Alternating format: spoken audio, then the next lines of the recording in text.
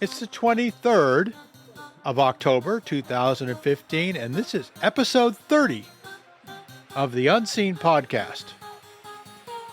For more information about the Unseen Podcast, go to unseenpodcast.com. We are an unedited, unscripted, open participation podcast that records roughly once a week, and we would love to have you participate if you're interested. Go to unseenpodcast.com to learn more. Tonight, we have a special guest, but first let me introduce the panel. The panel is, and from left to right on my Hangout screen,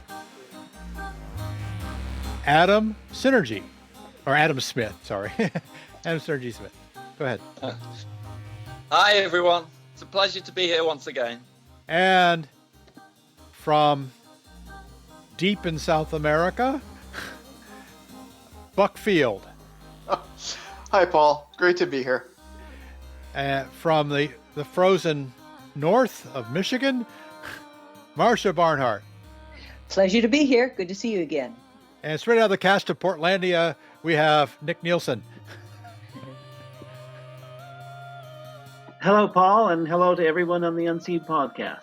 I was just watching Portlandia today, Nick, so I had, and it was funny as hell, but I had to make that mention. Yeah, I've seen a couple of the episodes. There's also a TV show called Grimm that's filmed in Portland. Ah, yeah. Well, if you haven't seen Portlandia, which is Fred Armisen's thing, definitely check it out on Netflix. And our special guest tonight is Tim Shank. Tim, tell us a little bit about yourself. Hi, Paul. Well, I'm Tim Shank. I am interested in transhumanism, and I really found a calling in that area when I found it. So I have a number of different implants, and I started a group in Minneapolis for a chapter of Humanity Plus called Twin Cities Plus, and we work to disseminate information, help people integrate technology, and understand really all the changes that are happening in the world around them. Because there are a lot of changes, and they seem to be coming faster and faster nowadays. Yeah, and I want to get to those changes. Now, Tim, for a listener who's not familiar with the term transhumanism, can you sort of explain, like I'm five, what is transhumanism? Yeah, I can. The one thing we'll have to touch on before we get into transhumanism is what posthumanism is. I don't want to dwell on that, but it's the concept that as humans, we will evolve into something else, whether it's uploaded consciousness or cyborg beings, or there's a number of different possible scenarios that could happen. But in the meantime, there's a transition period between being human and whatever is next, that post-human era. That transition is transhumanism, or is the transhumanist transition. So it is the beginning of the next step of evolution. Now, would you say that transhumanism is it's not anti-humanist, is it? I mean, we're not talking about, it's more just the next step, right? No, it is. Yeah, that's correct. Actually, transhumanism in some context is a branch of humanism. It's an extension of humanism itself, and it is not in opposition to it in any way. Good. Now, let's talk about you a little bit. Now, when we think about transhumanism, we just think about something from an Asimov story, something far in the future, right? But you've started experimenting with transhumanism personally, right? So tell us a little bit about that. Well, there's a few different things I've done. I have computer chips or microchips implanted in both of my hands.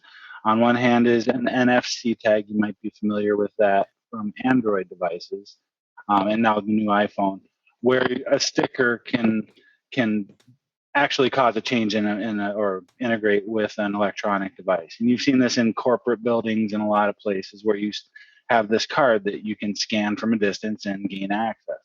The same technology works on a much smaller scale with my NFC implant, where I can scan my hand to gain access to my house, for instance. I have locks on my home that only respond to mine and my wife's hand. So there's, of course, a key for a backup. But we don't need keys to get into our home Okay. anymore. Does your wife have an implant as well? Yes, she does. Oh, okay. Actually, I had mine done a year and a half or 2 years ago. She got jealous seeing that I could walk out of the door without even thinking about where my keys are, and I know where I have that confidence. I don't need that to carry those things with me anymore. Do you worry that could get hacked by an ambitious burglar, or would they just use a crowbar? No, not any more than, the door could get hacked in the same way that corporate buildings can get hacked. It is unlikely, to say the least, that somebody would spend that amount of effort into getting into my home when there's windows all over the place and they're pretty fragile. Okay. So when you talk about people hacking it's really just a matter of effort to get in. There's no less security in my implants. Buck, do you have a question? Go ahead. Yeah.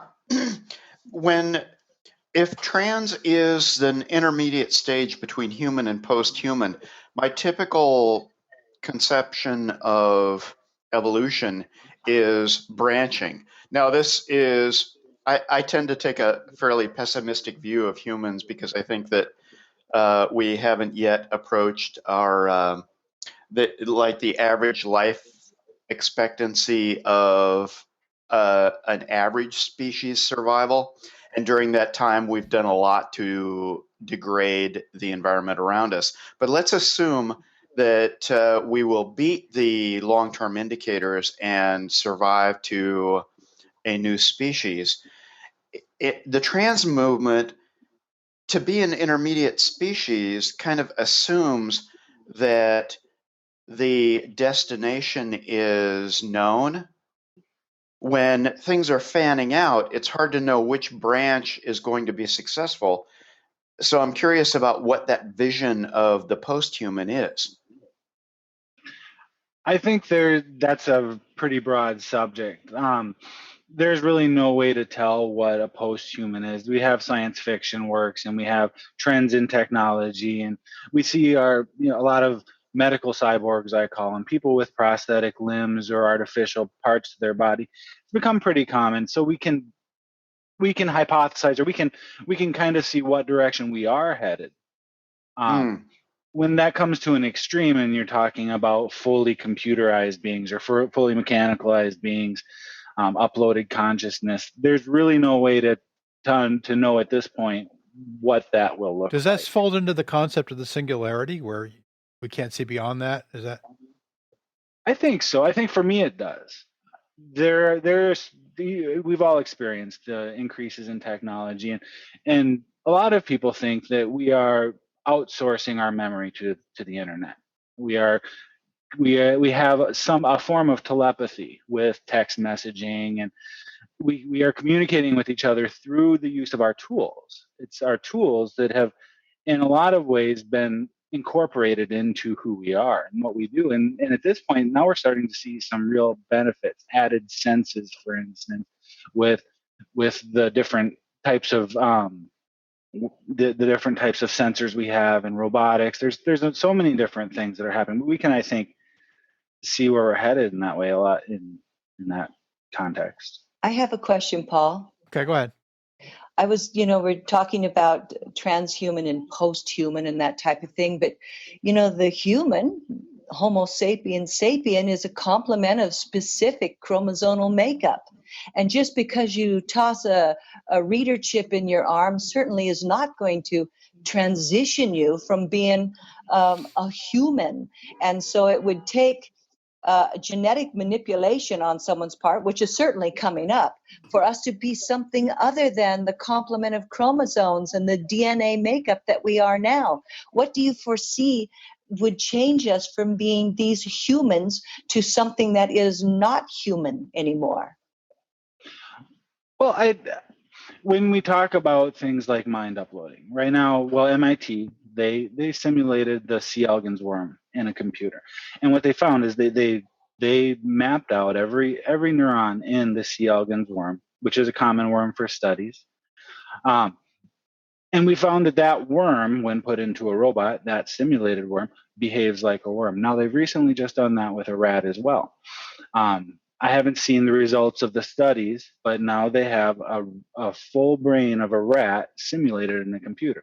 And we might find that is, in some views, similar to life or comparable life. Is when a C. elegans worm is duplicated in software and you put that in a robot and that robot behaves exactly as that C. elegans worm is, I think we have a gray area where is that life? It's Is a it question in human? my mind. It's life, but is it human? What Is it makes the it worm? human? I think what I'm talking about in the small case, and we, as far Uh-huh. as humans, we are genetically programmed. We are exactly that. And in China, China. I've read articles that they are starting to create designer babies or to weed out in undesirable genetic characteristics. As that happens, if there is any benefit or if it shows to be effective, then it's a matter of competition, because no country, no society is going to let one segment, for instance, China, advance their intellect or live longer lives or become a more effective living being without competing with that. So when we talk about the human has a definition as a genetic, a specific genetic sequence, we are seeing that change as at our we are editing our own genetic sequences. We're even using DNA to self-assemble molecular robots and a number of different things. But I think we need to. It may be wise to think about what is human, because human seems it seems to be less of a stable definition nowadays. Yeah, I think. Because yeah, I agree. Go ahead, Tim. You have something else to say? Oh no, we can. Yeah. Does that answer your Even question, looking back in the Marsha? past, we're still debating whether Neanderthals were human, right? In terms of a biological definition, maybe not, but they were smarter than we thought before, and they were possibly just the recipients of bad luck in terms of their extinction. So, they and we almost certainly did interbreed with them at some point. So that's. But even looking forward, what's a human? Well, is a human something with, a 2-1-3-2 tooth pattern, or is it something a primate with not too much body hair? What is it? And that's something that, I agree. We should think about that, because it's going to get, when we have people living on Mars, it's going to become a lot more fuzzy issue after they start designing their babies to live better there. So, speciation in the show Blade Runner many years ago, and they were able to make these synthetic life forms that thought they were human, but everyone knew they weren't human, even though they could do everything we could do. Right, so the there replicants, there are a lot of philosophical conundrums as we go down this path. And the way I'm thinking right now with the research I've done, I don't think we can call ourselves other than human until that genetic manipulation has been done. Because as humans, we took on technology a long time ago. Just because somebody took on a suit of armor so that they could live longer in a fight, it still did not transcend them beyond human. Even though now, instead of walking everywhere, we ride airplanes, it has not changed that we're human, even though we've taken on and used this technology. So it'll be interesting to see at what point genetic changes are done to make us something other than humans. Yeah, but that's typical of evolution, though, right? I mean, bright lines between species are rare.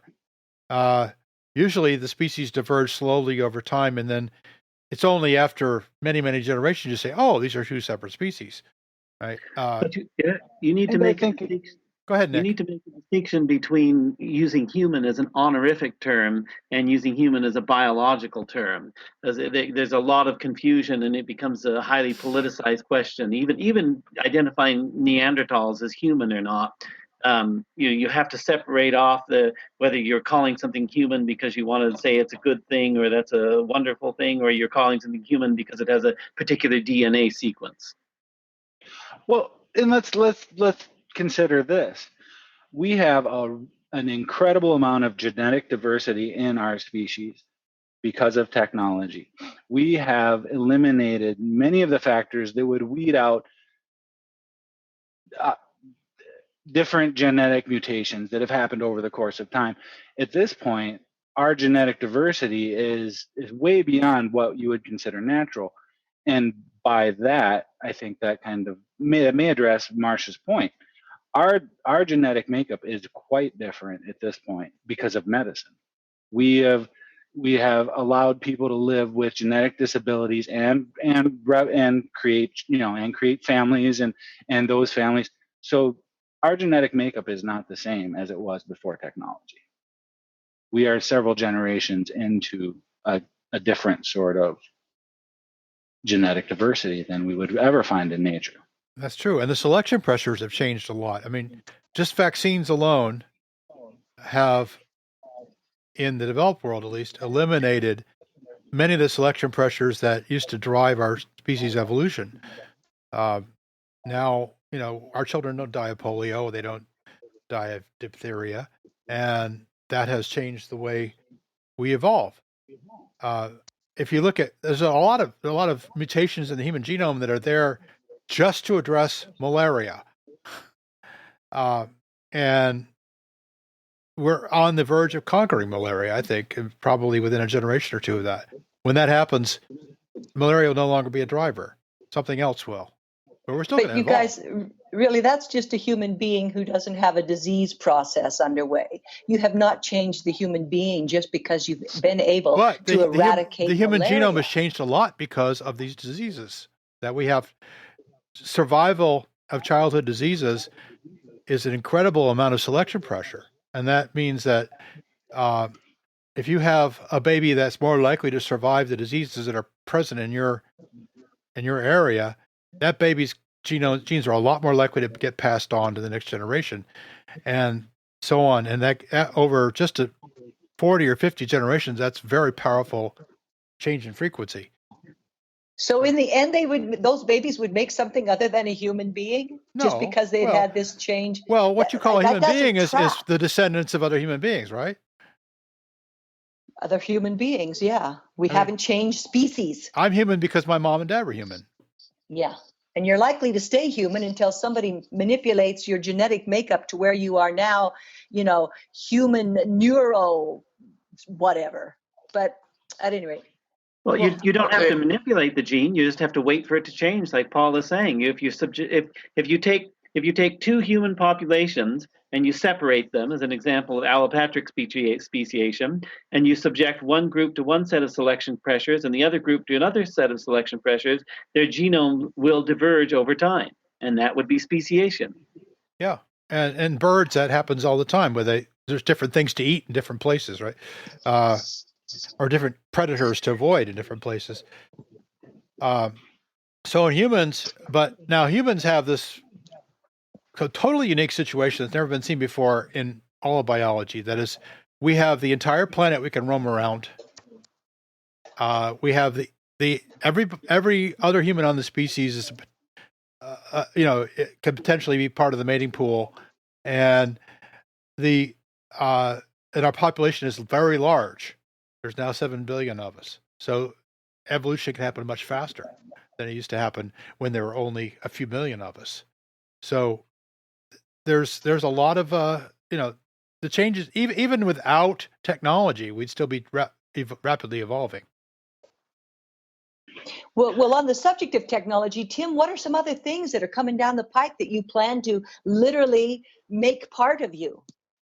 Well, in addition to my 2 NFC chips, or my NFC and my RFID, I have a magnet that's implanted. Now, I did that as a proof of concept for sensor integration. So I have a wrist-worn sensor, prototype. It's not perfect yet. That is a sonar sensor. That when I put this on my wrist, I can feel objects at a distance of about 10 feet. And we're still working to iron out some better details, to get it more refined, give me more distance, and actually give me some measurements when I'm up close. But one of the things that I've done is I've actually felt sonar readings. I felt it as if it's a sense. Now, When you wear these sort of devices, your brain tends to change how it's perceiving things. And I haven't gotten to the point of where I'm actually perceiving images yet. But in some ways, I am. It's becoming similar to that. can you give us a little more detail on that? How does this sonar device? How do you feel it? Is it like through a tingling sensation, or? In a way, yeah. Well, a magnet will vibrate when it's in the presence of an electric field. So when I have a solenoid that's attached to a ping sonar sensor, and these are both commonly available robotics parts. You can get them in a number of places online, and even in some technology stores and Micro Center. What the sonar device does is it sends out a sonar signal and then receives it. And then we use an Arduino, which is a microcontroller. It's just pretty simple to program, little computer chip. Yeah. To translate those readings into vibrations in a magnetic field on that solenoid. So the solenoid lights up. But the Arduino's external to you, right? So that has to be. Yes. Yeah. So you have to wear it or something, or. Yes. My intent is to have a magnet in each hand and then have an array of cuffs, each one with a different sensor. So if I'm doing home improvement, I would want to be able to sense where the wires and pipes are in my wall. On one hand, I'd have a metal detector, and on the other, I'd have something that detects electric current. And I would be able to actually feel what's behind the drywall in my home or the plaster. Do you experience any discomfort? In the United States, and I'm sure this varies by country or by region, you can't use anesthesia for a non-medical procedure, and this has to be a non-medical procedure. So I have a body modification artist. So he's a piercer. He's done a number of different implants for over 20 years. I think he's been doing implants, and he does it without anesthesia. It is a minor surgery. He uses a scalpel. But so there's pain at first, but there's no discomfort after the healing is done.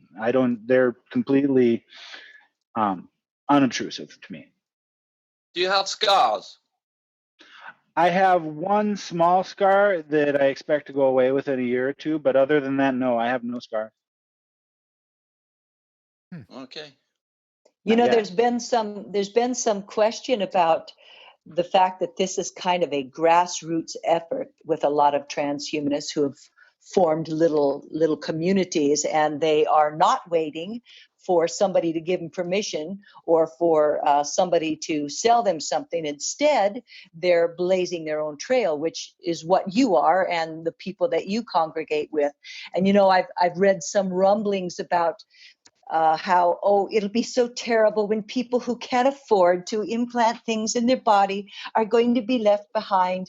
And then, what shall we do? Because not everyone will be equal anymore. What are your thoughts on going ahead of the curve and leaving some people behind because they either don't want to do it or they can't afford to do it? I don't see it as being any different than, for instance, the income disparity in college education. There people have been putting themselves ahead through their own efforts for as long as I've been alive, as far as I know. It's a beautiful time to be alive because this technology is becoming more and more accessible, and more, and the costs are going down further and further each day. And at the same time, it's becoming more and more developed and more powerful. So when people come to me and say that there is going to be this big disparity, I'm thinking that for the price of $5, I plug myself into a sensor. It's not a matter of how much money you can spend on it. And what cost me $5 as I got started on this is probably down to $4 by now as we speak. So I don't see that as being a large problem. But there's a problem that the bioconservationists now have reared their ugly head, and they're kind of the exact opposite. So I'm just wondering how that's going to go when your two philosophies diverge. But time will tell on that. I rear Thank my you. ugly head all the time, and nobody complains. Tim, so these sensors are really interesting, but what about cognitive enhancement? Where are we going with that? Where have you gone with that? Well, I've done a lot of work in cognitive enhancement, mostly through supplementation and chemicals. There's the idea of nootropics, which are supplements, mostly synthetic, that change the neurotransmitter levels in your brain. So I take a very wide array of chemicals or supplements to increase my focus and my concentration, to have better recall and memory storage, to learn faster or better, and to have a faster response time and better short-term memory.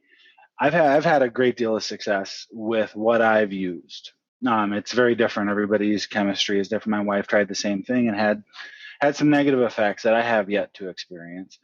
In addition to that, I've been lucky enough to have tried a couple of compounds that for a short while they were available to the public before they got to the second stage of human trials that actually regrow neurons in the hippocampus. At first, there were a number as these things develop. A lot of times, it's the colleges that develop them, and a chemical company often puts a patent on it. And I had the opportunity to try one course of two of them. I don't have any verification. It's all anecdotal from my part, and I know what that's like. I mean, there's a lot of anecdote everywhere you look. Everybody has an anecdote, but I always go back to the studies, and I always look at the published medical papers and published scientific papers to help me decide what I want to try. And so far, I've had great luck. My scores, I use Cambridge University's Brain Sciences site to test my progress. My scores have seen a significant improvement when I'm on the supplements versus when I'm off. But there's also something, it's called transcranial direct current stimulation. Now, it's something that DARPA developed, and they're using it to train their soldiers to shoot, to learn to identify targets on a satellite image. These devices are really very simple to make or to purchase online. I think I picked mine up for $50. And what they've found, and they don't really know why it happens, but whatever area of the brain is underneath the positive anode of a low direct current circuit seems to be potentiated. So when learning, this area of the brain is called out. A positive anode here and a negative anode on the opposite shoulder will direct a small amount of direct current through the brain. And in the process, they think, makes it easier to learn. And from what I've seen in my test scores, a lot of times when I try these tests, these cognitive tests, and they're all categorized by short-term memory, long-term memory, spatial chunking. There's a number of different specific cognitive functions that are called out and tested at these. I found that when I'm taking these tests and I'm not using it, I see a slow ramp. When I put this device on and take that same test, it's like things that were very difficult just a moment before, even unsolvable, are no effort at all to solve. Now that could be, I always have the grain of salt. That could be placebo, or it could be something like that. But I've seen great success. Can you give a specific example of a particular task or puzzle that you're talking about? Well, there's a number of them. I can give a number of examples. I won't be able to tell you specifically which ones had the greatest effect with the TDCS, transcranial direct current stimulation. But there's pattern recognition where two symbols are shown side by side, different combinations of wireframes, and as quickly as possible, you have to judge whether they're the same or whether they're different and answer. There are puzzles similar to the memory game where over time the difficulty increases, but it's similar to the memory game where you're trying to find pairs in a grid.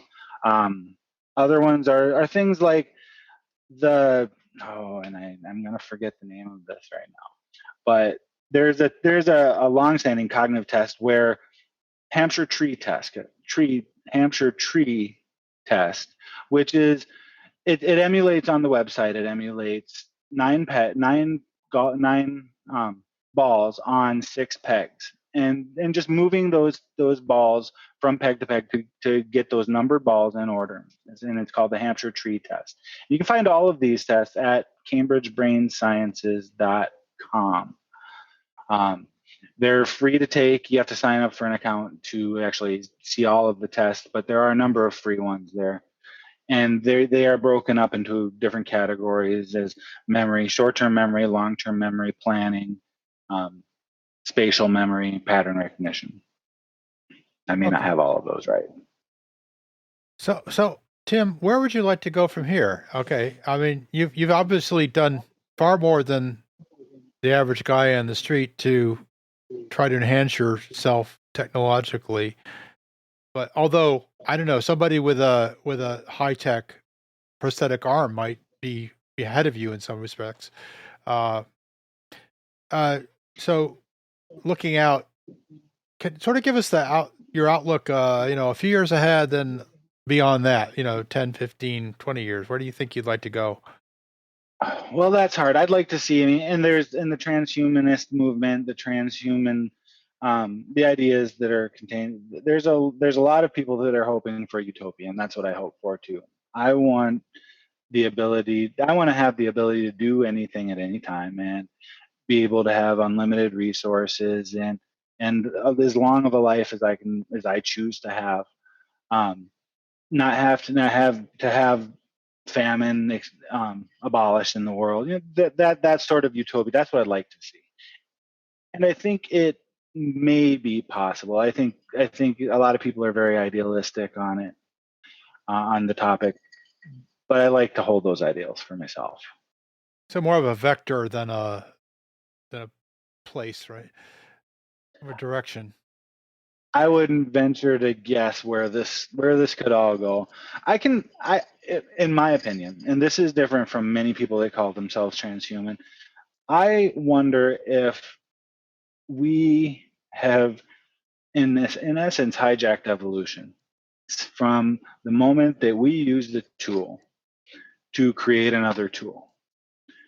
When we start doing that, we change the rate of progress from a linear one to an exponential one, because when you use one tool to create a better tool and use that better tool to create a yet better tool, the way we progress, the way the development or evolution of that tool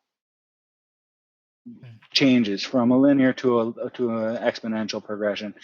And I don't see a difference in some senses from us and our works. I think our works are in some senses part of us, and we're seeing that more and more, where we have the internet. We have the internet, which is of basically in some senses it's the whole of human experience, available at our fingertips. We have the ability to send a message in seconds from one side of the globe to the other. I see these as being part of humanity. They wouldn't exist without us. They are what we use to develop ourselves and our environment. That's my opinion. Transhumanism does have its critics. There are the so-called bioconservatives, people that assert that enhancement threatens human dignity, and that we shouldn't mess with evolution, basically.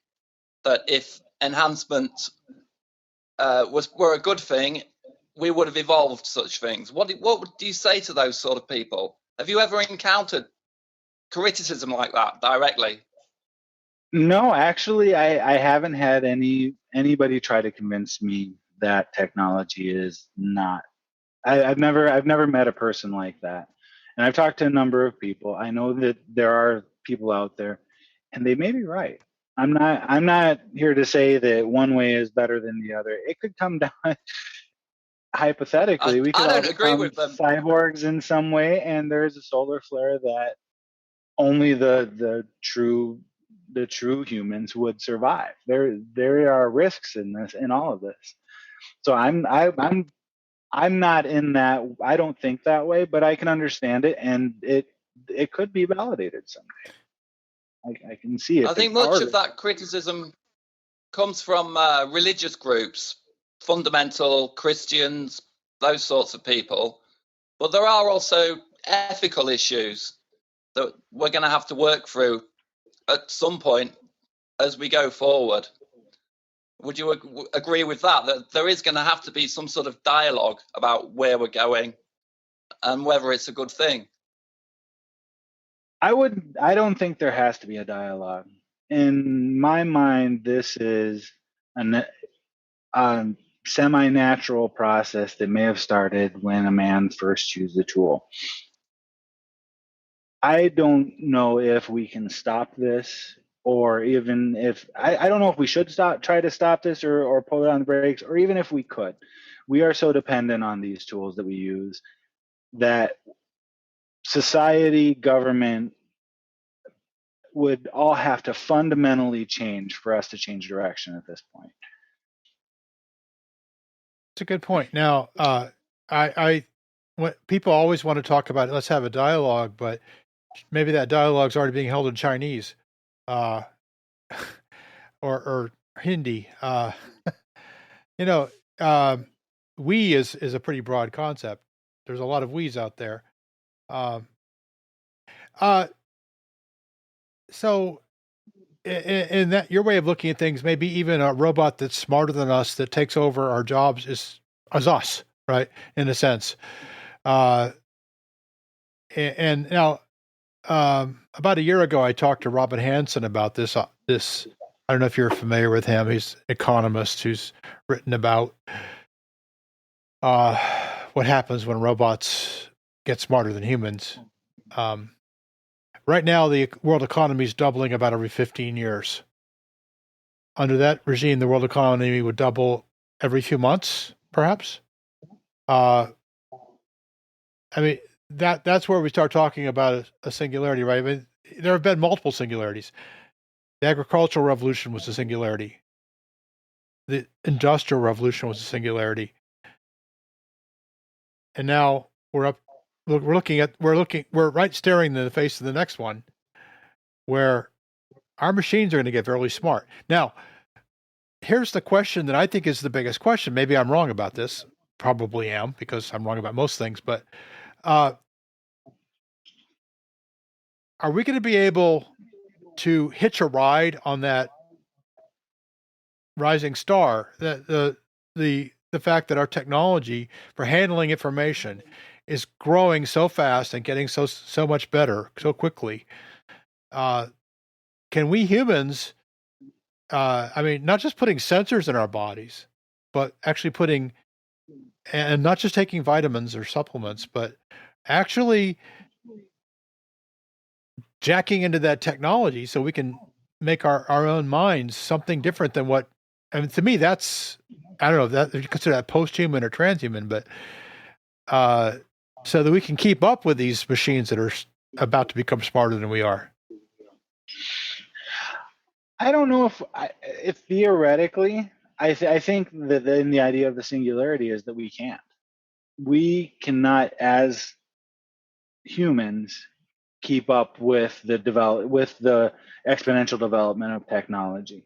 And in some ways, that's the reasoning for why I am so deeply involved in this, is because I think the only way we could hitch a ride, as you say, is to incorporate that technology, to bring it closer so that technology actually becomes us. And in that way, maybe we can.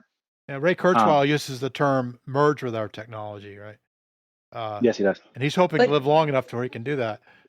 Isn't it said, you guys, that we only use like about 10% of the capacity of our brain? And so that means that there is an awful lot of gray matter that we could get. No, I don't think there's any factual technology basis to tap that, Marsha.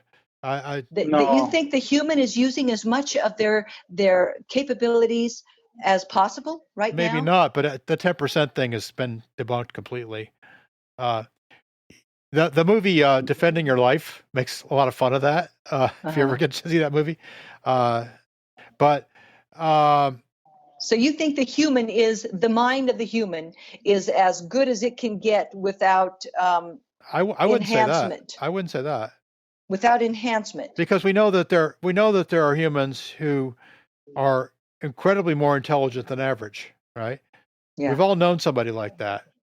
I have a friend who, from my college days, who's since got his PhD at Princeton, who is way smarter than anybody else I know.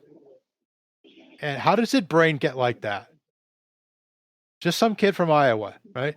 How did his brain get like that?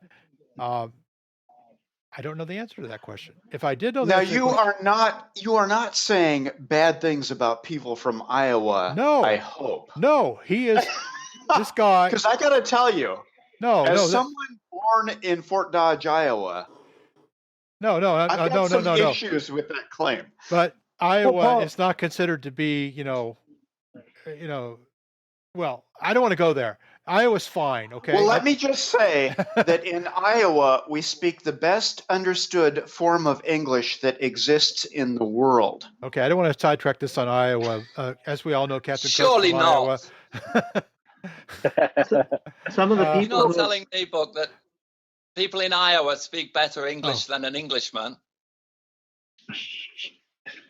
I Paul, don't do say have a it's, comment They on speak that. English in England? I don't say it's the best, but I just say of the very flawed humans that exist on planet Earth, everyone from the South African to the Northern Ireland can understand the Iowa form of neutral North American English. They can understand that best. Fine. Okay, let's move on from there. Don't worry, Adam. You guys still, the language comes from your country. We get that. Comes from early German, technically, but with borrowing. No, let's not go there. So anyway, your point is that there's different humans who are still the same genetic makeup of any other human, but for some reason they have a brain that works better, more efficiently than somebody next to them. Well, I don't know about the genetics. The genetics may be slightly different, but we do know that intelligence is at least partly genetic, but from twin studies and so on. But the fact is, we all know people who are just really amazingly smart and basically functional in every other way. We're not talking about a beautiful mind here. We're talking about ordinary functional people who are just incredibly bright and can solve problems much faster than you and I can. And these people are, what is different about their brains? Well, I would love to have my friend's problem solving and cognitive skills, especially his mathematical skills, that got him through a physics PhD at Princeton in ordinary pace. But maybe it's genetic, maybe it's not. But to answer the question, I'm just trying to say that the human mind has a lot of capability but the 10% thing is we know that's not right. Okay. Well, I think, and we are really growing in leaps and bounds in our understanding of the brain and brain chemistry and what intelligence actually is. An interesting thing that is cognitive enhancement is something that's my primary interest. That's my primary goal. I can't think of something of a human quality that is more important than intelligence. So in addition to the nootropics and the TCS, one article I read on Ray Kurzweil's blog was that analysis of Einstein's brain showed that he had a very large, and I may not get this right, but I think it's the medulla oblongata, which is whatever the name is for the connective tissue between the hemispheres. And they think that that was caused, or at least supported by the fact that he was ambidextrous. It's When I read corpus that callosum. article, Yeah, corpus that's what I was callosum. thinking. Thank you very much. Thank you very much. It's typically larger in women than men. Well, that makes perfect sense to me. But when I read that article, I began that day on becoming ambidextrous. So in some ways, and this is all theory, we don't understand fully. But if that is the deciding factor with the communication between the two hemispheres of the brain causing a higher level of intelligence, I think there are things we can do right now. Learning a language. People who are multilingual have better problem solving and crystalline intelligence than the general public. True. Yeah. There are things that we can do. And so in addition to genetics, I think there are exercises. I've done many exercises, and at this point I'm not entirely ambidextrous, but I can write with both hands. I can do everything with both hands. I'm a little I still lack some of the fine motor skills, but I have to believe, or I have to believe because I've put so much work into it, that it hopefully does have an effect.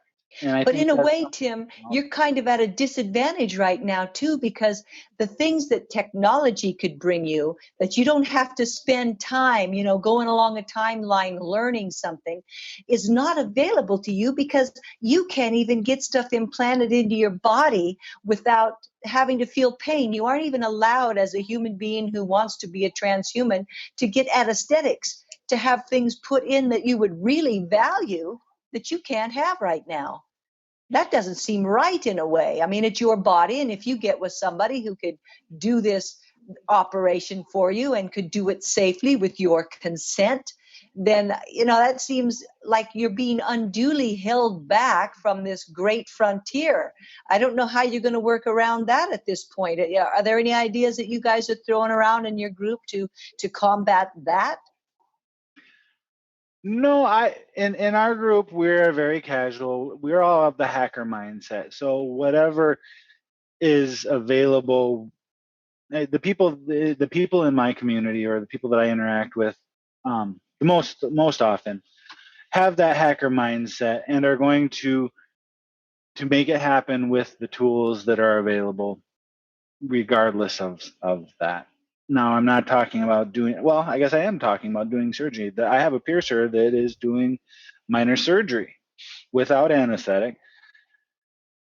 I think that medical tourism also is a factor on this. I can, if I have the money, I can go to another country and have these things done. Right. Now we have a question from Patrick Vesta. He wanted more details on your supplements that you're taking. I could pull up a list, but I have the neurotransmitters that I target are acetylcholine, which is focus and memory. So, the first of which is acetylcholine. So I have an acetylcholine agonist, which increases the production of acetylcholine. I have to supplement choline to support that process. I have what's called PRL82, I believe. It's a research chemical. It was a chemical that they found increases memory and retention. Back, I think in 1970s, they came up with it. I also use modafinil, which is not an amphetamine. It's a dopamine reuptake inhibitor, which is actually, that's the only one that recently has been proven to increase intelligence. They've actually done some testing, and that one increases a person's IQ. I take that at a very low dose just to get the cognitive effects. I have an ampakine, which increases the glutamate in my brain. The one I use is Sunafram, and that makes it easier to learn. It establishing new neural connections is easier for your brain when you have a higher level of glutamate in your brain. So those are the ones that I work with. When I've researched my supplements, I always start by looking at the agonist, the antagonist, the precursors for a specific neurochemical. And from there, then I start digging into the different supplements that are available for that, and always drilling down to published scientific studies, at which point I make myself a guinea pig for it. Right. Now, A are you lot worried of about the times I'll risk of wait. that? There's some risk. Yeah. There's definitely risk. And actually my wife, who, I mean, she's interested in these things too. She took the same mixes I was taking and ended up having problems with depression. And we don't know which one of the supplements did that. There are a couple that possibly do, but all of this is so new that nobody really knows what to expect. I mean, a lot of the racetams, which are acetylcholine agonists, have been around for a long time, developed and used extensively in Russia and some other countries, and now they're starting to really gain popularity. Those are very safe, but the supplements that I use are newer. Another one that I've recently... Now, acetylcholine is super toxic, right? Yes. And so I do. Are you concerned at all about the thing that dissolves it in the synapse, the acetylcholine esterase? If you're like boosting the production of this super toxin, are you doing something to boost I mean, to me, as a matter of fact, I inhibit acetylcholine esterase. I use galantamine to inhibit acetylcholine esterase, but I cycle these supplements. So I do 4 days on, 3 days off per week. So Monday, Tuesday, Wednesday, Thursday. Wouldn't amphetamines be safer, just in terms of reducing the intercellular? What was that term? I mean, this has been years since I looked into this, but it was the intercellular resistance. When people were learning things on amphetamines, they learned them much quicker and better, and then after they were off the amphetamines, they retained the stuff that they had learned better. To me, that seems safer, other than the legal risk. Well, the legal risk in amphetamines have a high risk of addiction. I mean, there's a high rate of addiction on any amphetamines, and I do use stimulants. I didn't know that. Nicotine all the time. But yeah, amphetamines have been proven to be quite addictive because they actually increase dopamine production, I believe. And I'm not a doctor, so I don't want to come across as being a medical expert. But I believe amphetamines, by increasing dopamine production, anything that increases dopamine production is addictive. That's where modafinil has some of the same effects, because it does increase the amount of dopamine, but it does it because it is a reuptake inhibitor. It doesn't increase the amount of dopamine you're making in your brain. It just limits how fast it degrades. So in some ways there's that, but as far as using amphetamines, that may be true. They may be more effective. The legal risks or the legalities of that, the difficulty in acquiring them, and the potential for addiction, they prevent me. But I wouldn't judge, or I wouldn't have any negative thoughts about somebody who did use stimulants and stimulants for that purpose. I didn't know they were addictive like that. Your wife, she takes that stuff. I take it you have no children. No, we don't have any children. She does not take that stuff because she did have problems. She had some problems with it, and she decided to stop taking it. Now, how do you think? Will you modify anything if you have little Tim Shanks? Possibly. Like what? Yeah, I mean, my wife definitely. And as far as the childbirth process, and there would certainly not be any experimentation at that point. We wouldn't dare to tamper with that process. But would you be kind of a little bit interested in, now you've got this brand new baby who's this brand new thing out in the world, maybe, look into modifying and adding the latest known nutrients and stuff to maybe zhuzh the baby a little more safely. I think that's the key word, and we can't verify the safety of so much of this stuff. I mean, if I knew I could do something like that safely, sure.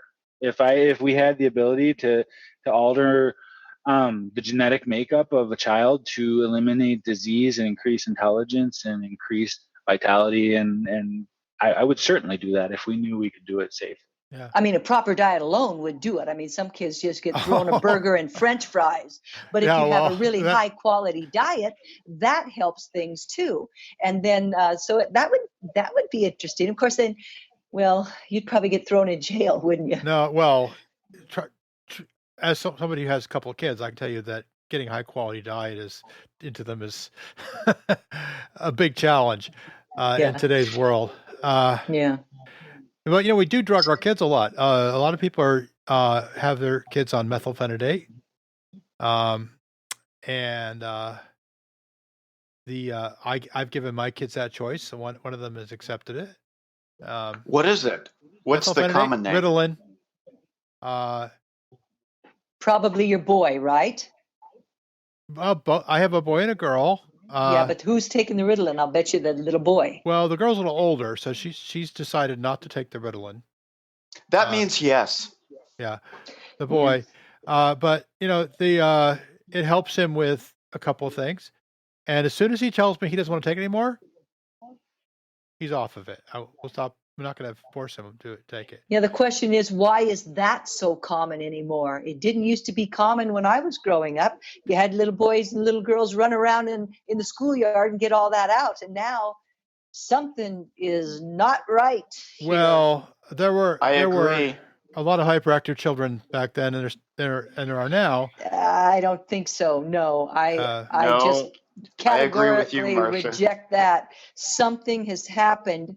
And it could be a plethora of reasons, but something has changed, and kids are getting our attention deficit more, and we're having skyrocketing problems with Asperger's spectrum diseases. What's that main one? I can't think of it right now. Autism spectrum? Autism. Yeah, well, that's largely because of the surveillance has increased. Well, but you also no, I don't think so. You also have to recognize the difference between diagnoses. The diagnoses of these ailments have increased astronomically. Thank you. In the U.S., this is I knew if I went to school with a kid who, when he talked, could not look at me in the eyes. And I can tell you, I never, ever in my life, through all 12 years of school, ever saw a kid who could not look at me when he talked. This is not a diagnosis problem. That didn't happen then, folks. Well, part of it, if you look at the statistics for diagnoses for childhood mental illnesses, they've increased astronomically. And part of that is a very simple fact that in the U.S. medical system, you have to have a diagnosis before they open up their pockets and start giving money for drugs or treatment, things like that. Yeah, before you can get services from your school district, you have to have a diagnosis. So it's a word game. Well, I mean, it's also the diagnostic criteria themselves have changed. And it's very complicated. It became a money issue when you could tell your kids, look, when I was getting out of control, my mom said, look, go outside and play. Go and run out in the cornfields or whatever. We weren't really that close to cornfields, but in Iowa, there were a lot around. And it was all spoken very beautifully. But the point being that the environment has changed, and with it, I read a story about some kids were out walking around, and someone called the cops because they were walking around unaccompanied, and they were regarded as like unsafe at their age. Yeah, that happened in my town, actually. That was here in Silver Spring, Maryland. The parents were absolved of all of all. Yeah, but the environment changed, and as Nick points out, diagnoses cropped up to address this thing where we live in a world now where the human nervous system develops in an environment that is completely alien to what our species evolved with. We are now subjected to days, and this is a normal child. They start their existence now with I was at a restaurant and there was a little baby in a high chair, and the kids put a tablet in front of the baby to play with so that the adults could have a conversation. And with a tablet and with the ubiquity of technology today, the human nervous system is exposed to audio and visual stimulation that it never evolved to process. And there are so many ways to go wrong with uncontrolled changes. This is something that is just like gospel within project, program, and portfolio management. Uncontrolled changes are so likely to produce disastrous results that it's a certainty. And maybe these are the transhuman children. Maybe these children are starting transhumanism now because they're having that kind of that sensory input. It could be now that has begun in a way. I'm serious. Well, that's true, but unless we give very serious risk studies of this, the overwhelming certainty is that this will prove fatal, because the likelihood of a species becoming extinct is overwhelming. Because of overstimulation? It's the number of potential factors for extinction, I would say, is unbounded. That means it's, as far as we can tell, infinite. There's an infinite number of causes of things that would cause us to do something suicidal. Well, you're a real buzzkill. I know. But, this is a less violent generation. It's a smart generation. I mean, there's a lot of good things about the current generation of kids. I mean, I don't, they have had, we do overprotect them far too much, I think, but, I think it's the crap in food we're feeding them and the drugs they're getting. And no, I just said there's good things about this generation. Yeah, there are. There are good things about it. There's no doubt about it. They do not kill each other as much as they used to. My generation kill each other much more enthusiastically and frequently than my kids' generation. Now, what statistics are you basing this on? We know that violence has gone down everywhere, and violent crime has gone down everywhere. I do not know that. Where are your statistics? Well, my source, a second time doesn't start with Stephen Pinker's book, The Better Angels of Our Nature. That's a good place to start. Okay, but that's a good place to start. But I got to point out, that's a hand wave. That's saying, well, the evidence is out there in this nebulous cloud. No, I said in a book. To find it. I pointed you to a book. Okay, a book of more than a page? Oh, yes. many, many pages. Okay, so where in there, like what fact can you? Well, you're in trouble now, Paul. Okay, well, I don't have it. It's not fair to wave your hand and say, well, the evidence is out there in hundreds of pages. Crime statistics. I spend a day reading this thing, I don't see it, and then I come back to you and I say, well, look, you said that there was this evidence in there. I go and spend my day reading this book, and I'm like, well, no, that doesn't seem to support. I get it. Okay, I get it. Let's talk about cryogenics. I'd like to talk about that. What do we know about that? That's going to change things. That's an interesting topic. And it's still unknown whether it'll change things. We Don't you think? Have the ability. It's possible. We had actually for our group, the president of one of the cryogenics laboratories came and spoke for us. And we don't know what will happen, but we do know that we can stop the decay of the body after death. We can't start this process beforehand.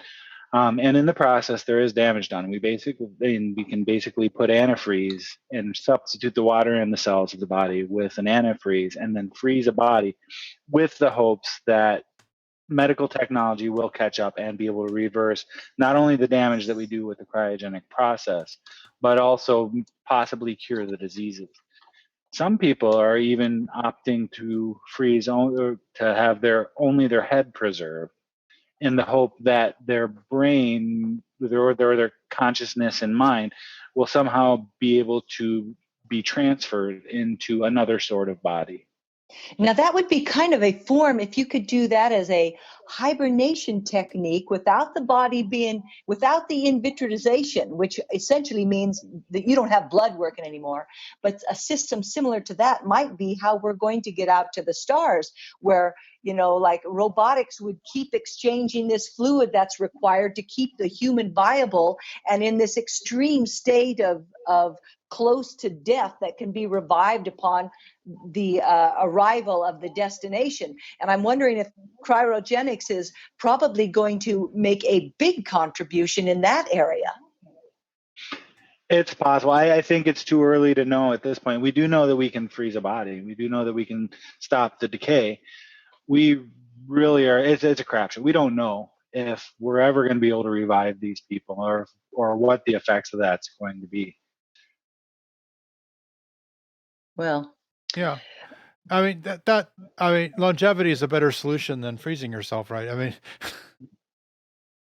yeah, but when you're talking about years and years and years and years and years and years and years in space, I'd just as soon sleep through it.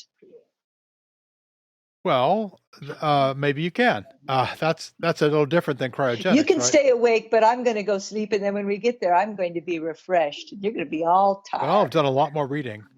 Yeah, well, artificially induced hibernation is distinct from cryogenics. I don't think you want to be frozen. I think you just want to be chilled down to the point where you can be woken up on the other end rather than unfrozen at the other end. Well, give me 500 years in deep space, I might learn Japanese. And you might find out how Game of Thrones ends. I'd be happy looking out the window. Yeah, I agree with you, Adam. And I think the longevity point, that's another field that we are seeing a lot of progress in. Aubrey, he's the founder of the SENS, Aubrey de Grey, founder of the SENS Institute, proposes a different kind of approach to health, which is more of a maintenance approach, in the same way that if you keep your oil changed in your car, it lasts for a much longer time.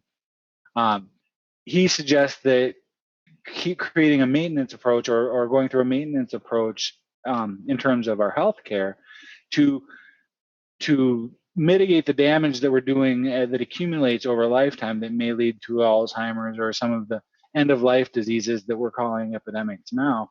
Maybe it's the best approach. But without biogenetics engineering, I don't think you're going to be able to change the senescence in cells, because that's kind of how we're built now. And you can eat as good as you want to and get good rest and everything. But at a point in time, our biology tells our cells to not replicate anymore. Now, they're going to have to go in and, just like they can snip out a gene that is going to cause somebody to have ALS or whatever, it could be we can find that little code that tells the cells you don't have to not keep reproducing. And if you could stop senescence, well, you don't have to transplant anything. You're good to go. And that, I think, is right around the corner too, with the things they can do in manipulating genes and sequencing and splicing and all that type of thing. That's probably closer to being happening than revive a body that's been, running with antifreeze for 26 years. I think you're right on that point. But the maintenance approach, Aubrey de Grey, and I'm probably going to speak out of turn here, but he has found, and it's been 20 years, 7 different causes for what we think most of the end-of-life diseases are. There's extracellular junk, intracellular junk, runaway replication, hindered replication, and there's 7 different conditions, and different combinations of these conditions are the symptoms and what we think are causes of a lot of these end-of-life diseases, Parkinson's and Alzheimer's, and that we're now seeing so much more of now, because people are getting to the ages of where all of this accumulation of damage, hypothetically or theoretically, over our life, we've accumulated all these types of damage to ourselves. The approach that Aubrey de Grey takes, or his group, the Sense Foundation, takes, is that we can clean these individual things up through chemistry, so that the causes of the lack of replication for different organs, or the cells in different organs, can be mitigated before the buildup of those toxins and that cellular junk ever actually has an effect. And what would, I think, happen is we'll find a new epidemic of diseases, because we don't know what happens when we have a large population of people that cross the 100-year threshold. So I think that is a valid concept. I think that's worth pursuing, and I'm glad to see Aubrey de Grey and the SENS Institute doing that. Okay. So let's see if let's go one more round of questions with Tim, then we'll wrap up. And Tim, I'll let you have the last word. Okay. So Adam, you have any more questions?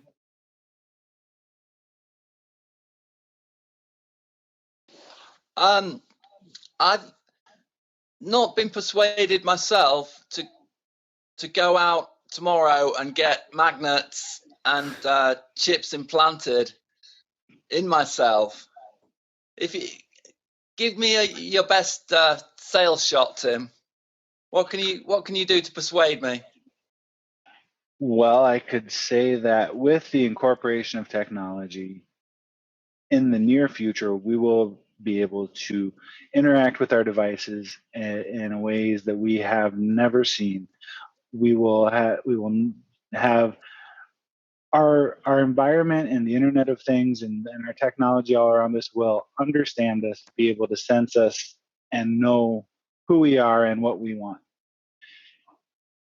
It's not possible at this point, but in the near future, I think your opinion may change. Okay.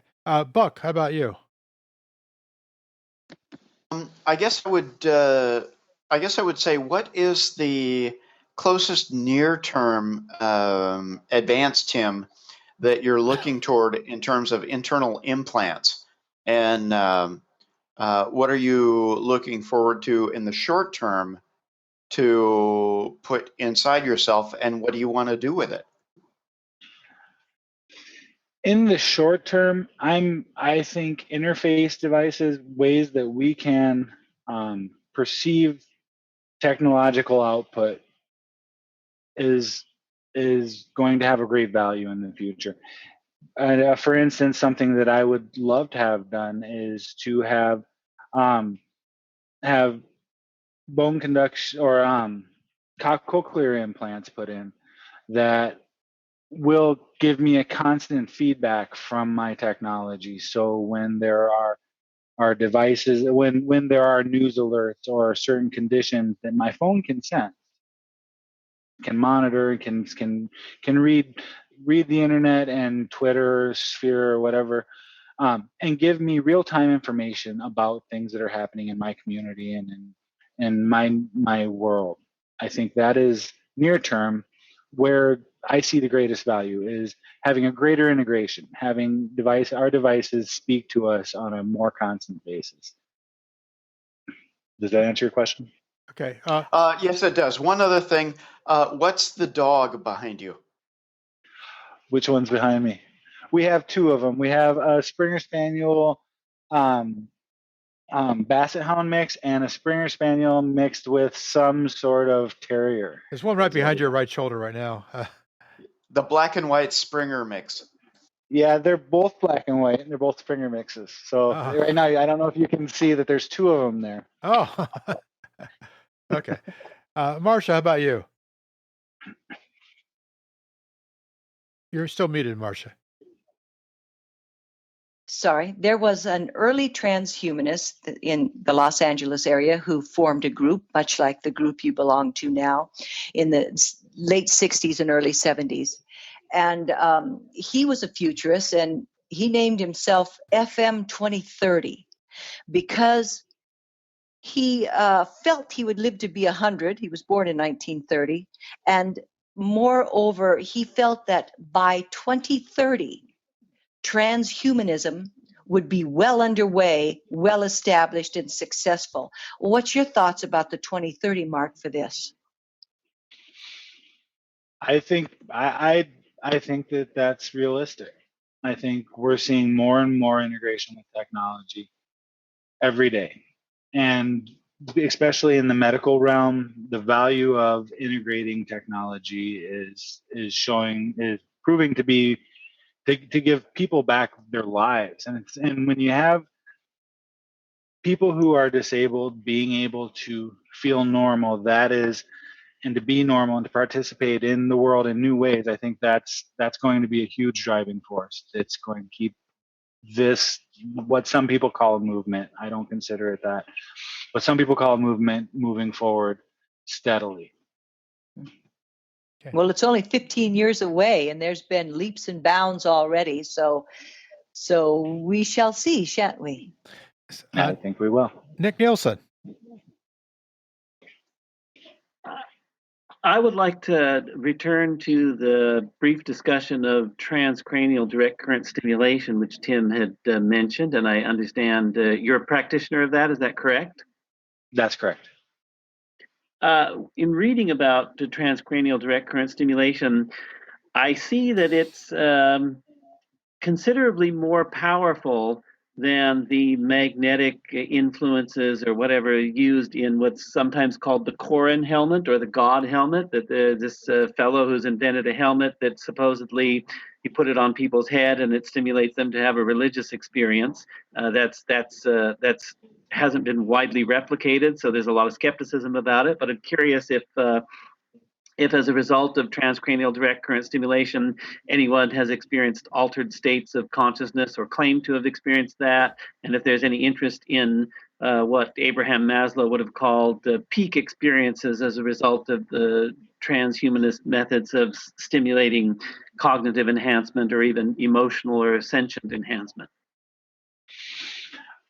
I don't think I don't know of any. Let me think. I don't think I see anything like the God helmet being possible with transcranial direct current stimulation. As far as the mechanics of it work, it doesn't actually cause neural activity. It only potentiates it. So we've all heard the phrase, "What wires together fires together," and that's how we create our experiences and our memories. Is my understanding of transcranial direct current stimulation is anything under the positive or the anode is potentiated and is more likely to wire, but you still need the experience to learn to cause that connection. I can't see transcranial direct current stimulation actually causing a change. It only enhances what the practice, what we're already doing. Has everyone tried the direct current stimulation in conjunction with particular activities to try to experience something in a more vivid way or achieve a peak experience, as it were? I'm sure somebody has tried that. I have not read the details of that, but I have no doubt that somebody has tried that. Okay. Let me just check real quickly to see if we have any more questions from the Q&A. And it takes a little while to come up. No, I guess Patrick has not asked any more questions. Okay. So Tim, this is one more chance to sort of make the elevator speech for what you do and what you'd like to see done. Well, I think it's time to take advantage of the technology we have around us and to start including our technology and our new capabilities that we have as part of our personal identities. I don't know what's happening with technology in the future. There are all kinds of projections that say that it's going to potentially go out of control, existential risks, singularity, where we have no way to understand from our current perspective what the next 50 years will be like. I think the only chance we have to actually understand what is happening and what will happen is to further integrate the technology, to become, as Ray Kurzweil says, to merge with the technology. I encourage anybody who watches this in the future, especially if you're in the Minneapolis and St. Paul area, to check out Twin Cities Plus. We meet all the time. We're a group of people. We get together for happy hours. We have talks. We try to have experts in, do workshops, and experiment with this on a regular basis. So I hope that we can get more people aware of what is possible. Well, Tim, thanks very much for spending time with us here on the Unseen Podcast. Maybe we'll have you back in a few years to let us know how things have gone. I think this has been a great discussion, and I'm very pleased with it, and everybody had good questions. So we're going to wrap up now episode 30 of the Unseen Podcast. To listeners, if you have questions, comments, criticisms, anything, there will be a blog entry for this episode at unseenpodcast.com. This is episode 30. I don't have a title for it yet. We'll come up with that in the next few hours. But please go there and make any comments you have. If you don't want the comments to be public, you can send them to unseenpodcast@gmail.com. And Tim, how can they contact you if they want to contact you directly? Well, twincitiesplus.org is our web domain, and we have a meetup. We also have Twin Cities Plus as a Google group and a Facebook page with the same title. So if you look up Twin Cities Plus, you'll find all kinds of information about who we are and what we do. So it should be easy to find you. Okay. And this podcast is a spinoff of the Wow Signal podcast. Go to wowsignalpodcast.com if you want to learn more about that. There's new episodes coming out soon. The focus right now is in asteroid mining and interstellar travel. We are hopefully have an interview very soon with a couple of asteroid scientists. And if you want to ask questions about that, there's a blog entry there at wowsignalpodcast.com to do that. I am looking for one more team member on the Wow Signal team, somebody who can produce and co-produce. And so if please go there or send an email to wowsignalpodcast@gmail.com to let me know what you want to do about that. Finally, we do have a Patreon site. We don't ask anyone to give us any large donations, just a very, very small amount of money per month. And you can go to patreon.com. Again, there is a link to that on our website at unseenpodcast.com. So we hope to hear from you. We'd also like you to consider joining the panel. The people on this panel tonight all joined voluntarily and without me offering them any money, whatever. So I would encourage, this is an open participation podcast. If anybody wants to participate, again, I go to unseenpodcast.com and we'll give you all the details, or you send me an email. You did promise me that you wouldn't post those photos. Which photos are those? Right. Exactly. Okay, thank you. I know of no photos. None that I Me neither. None that I want to see either. Anyway. Definitely nothing about cheerleaders and Jell-O. So anyway, this has been episode 30 of the Unseen Podcast with special guest Tim Shank, and it is the 23rd of February. Sorry, 23rd of October 2015 for a bit longer. Thank you, Tim. Thank you. Thank you for having me. And to my panelists, who may unmute your mics now, thank you, Adam. It's been absolutely fascinating. It's been very interesting to talk to Tim. And Buck. Thank you, Paul. And Marsha. Thanks, Tim. Thanks for filling us in on that. It was pretty fascinating subject. Nice to have you Paul, back thanks after for all having this us. time, Marsha. Yes, indeed. And Nick. Thanks, Tim, and thanks, Paul. Okay. Thanks, So everybody, we'll see you next week when James Garrison will host, and we will be squatching. We will be talking about, for Halloween, we're going to talk about Bigfoot and other cryptids. It'll be fun. It'll be highly derisive and probably somewhat drunken, but we will Not like this one. We'll have a good time, and maybe we'll find out where Bigfoot's been hiding all this time. So anyway, this is episode 30, and good night for now, and